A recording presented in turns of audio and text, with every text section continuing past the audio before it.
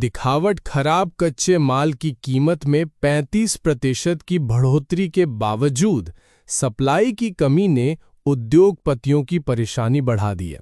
महंगाई के साथ साथ उद्योगपति कमी को लेकर भी परेशान है।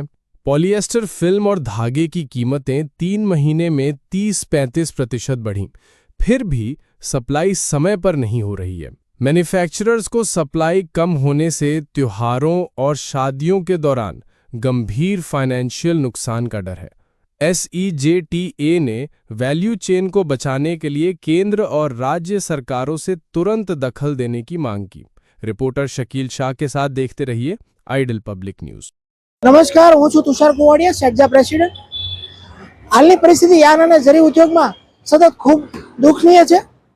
સતત ચિંતાની વાત તો એ છે કે સતત ભાવ વધારાના કારણે પણ રો મટીરિયલની સપ્લાય પૂરેપૂરી મળી નથી રહી અને સતત યાનના ભાવ અને રો મટીરિયલના ભાવ પોલિસ્ટર ફિલ્મના ભાવ સતત વધી રહ્યા છે।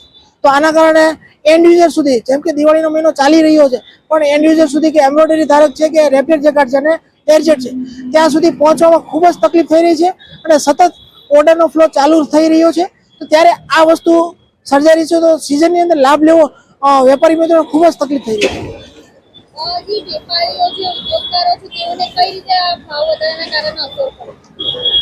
ભાવ વધારાના કારણે અસર થઈ રહી છે કે હાલ માર્કેટ ચાલુ થઈ રહી છે।